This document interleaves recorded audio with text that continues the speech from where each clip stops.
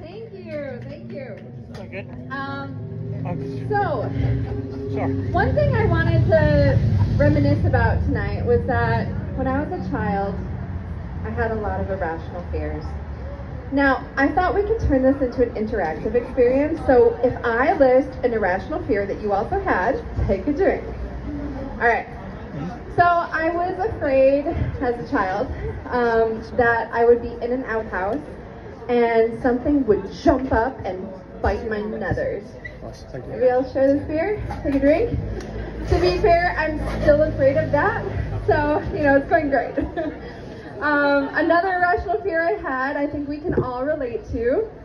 I was really afraid that I would be wrongfully accused and wind up in prison. No? Okay, just me. Clearly I watched too much true crime as a child. But this next one I know you can relate to. I thought I would succumb to quicksand. Quicksand? Quicksand? Yeah? Yeah. And the only time that ever came up was with Artax and the Neverending Story, so rip Artax. Yeah.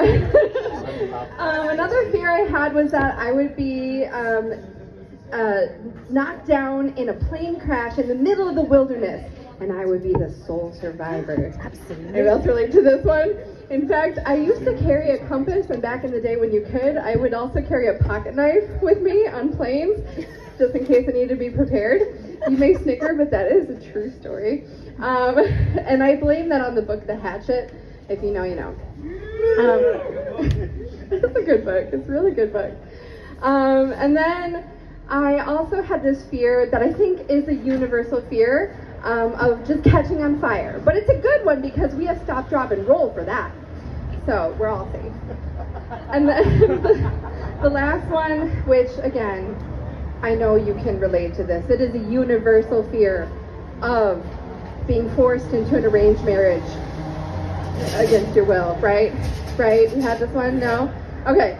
So, I mean, I know that as a middle-class white woman from the Midwestern United States, from a liberal Christian family, it seems like something that would come up a lot. It never did. But maybe I missed my opportunity. If you know a guy, let me know. I'm sure my dad could pull together a cow for my dowry. I'm worth a cow, right? Maybe a sheep? Chicken? Okay. Now, I do apologize, but I have ADHD, so that means that my brain is sparkly. When I have a sparkly brain, I can only understand so many things until it just kind of floats away. So I wrote cheat sheet for myself. Apparently I'm talking about the next thing now, which I remember. Okay. So as you can probably tell by my comfortable footwear, I am either a lesbian or a high school teacher. And while I do love a nice rack as much as the next guy, I am a high school environmental science teacher. Teaching high school is sort of like Big Brother Hormone Edition. There is so much drama in a high school classroom.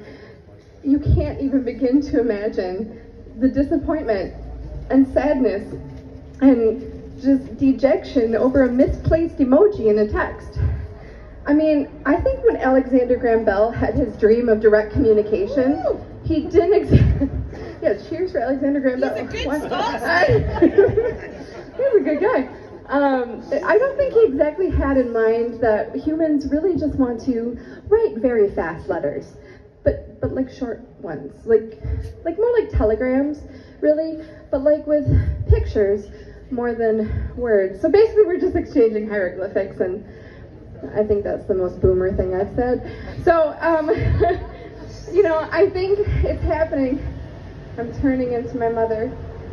Pretty soon I'm gonna start talking like her. Pretty soon I'm gonna start telling you like, oh goodness sakes, this rain is so good for these plants. They really needed it.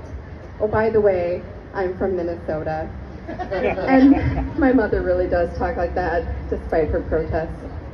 And you know, I might say things like, oh, Mandy, no, don't throw that away. What? Why? Of course we don't throw that away. We never throw away good Tupperware in this house. You never know when you might need it. Things like that. Or, you know, just passive-aggressively commenting on people in public, like, can you see how much they're texting? Why don't they just pick up the phone and call? That sort of thing.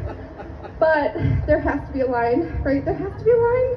So I guess if I start saying about somebody's outfit, oh, honey, that sends the wrong message, don't you know?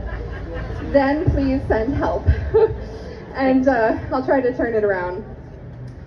Okay, this is, oh yeah, segue. Okay, so I don't actually like reminiscing too much about high school because it was, as I mentioned, dramatic.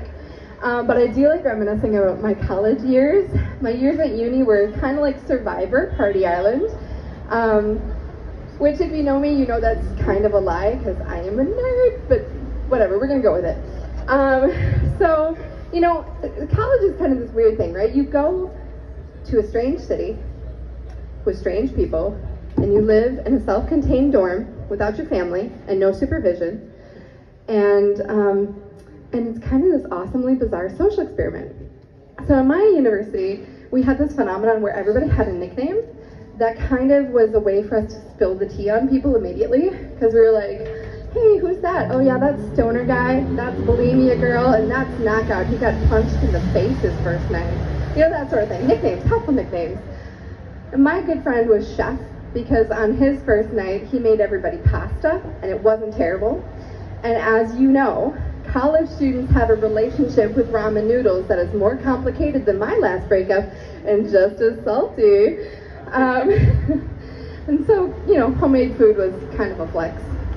There was this other guy, we'll call him Redhead Dave, because that's what we called him. Very clever, I know.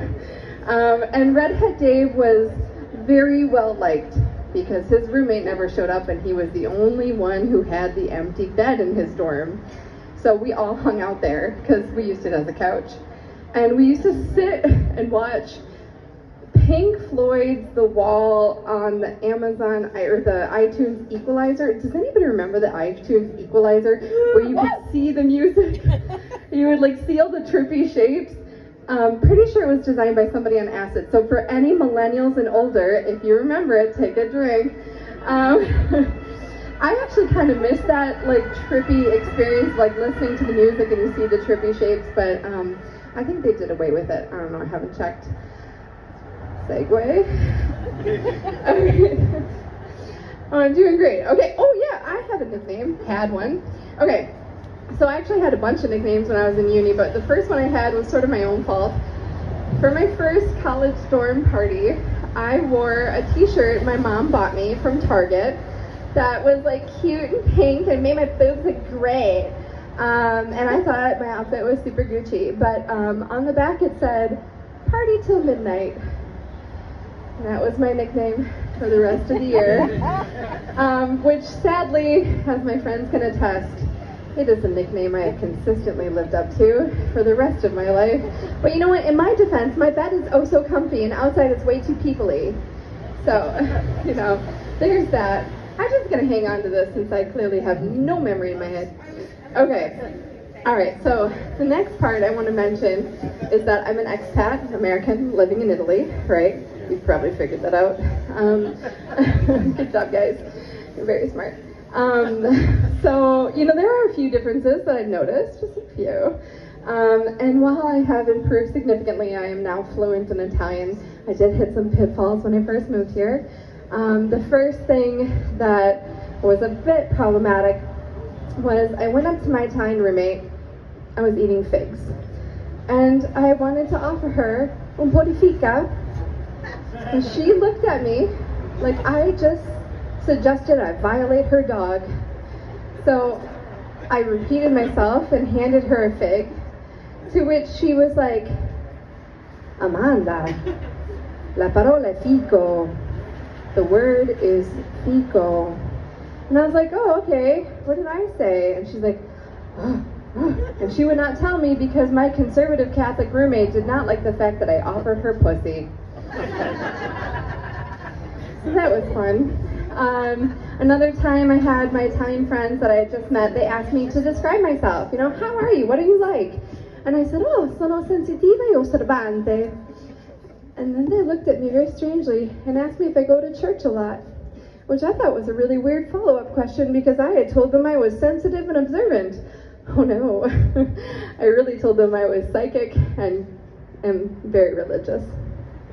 So that was fun. But things got better. I have learned not to talk to people about my job as an environmental science teacher and all of the polluzione, because even though it sounds like pollution, it means wet dreams. So, just words of the wise. But, there are always these pitfalls, and there's always linguistic challenges. They get better. And to that end, you should remember never to translate anything directly, verbatim, from one language to the other. But if you did, I took the liberty of translating an actual WhatsApp conversation with the guy I was chatting with, an Italian guy, obviously, recently, and I decided to translate it word for word from Italian into English. So at this point, is there a brave soul in the audience who would like to read the hymn part for me? Yes, come on up, please.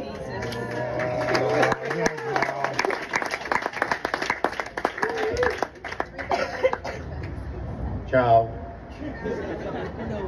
Hey, I'm Nico. How proceeds your day? Not bad. I don't see the hour to leave. What balls? You how it goes. I today enter at 2 p.m. for my new job, but I wanted the bicycle, so no pedal it. Ah, yes. You can't have a barrel full of wine and a drunken wife at the same time. And work is good. Everything makes broth. Truly, it's veg. We have the hours opposite. Me, it, you have said you are morning person. I today am myself wake up at 9. I am big lazy. I am tired, dead, also me. Misery swine! I should make a nap. Us we hear more later if you it goes. I am agree. In the ass of the whale. Let's hope it doesn't fart. And scene. Let's give it up for our volunteer. Okay. All right. So on that note, I will leave you with the very lovely Italian expression, in the ass of the whale.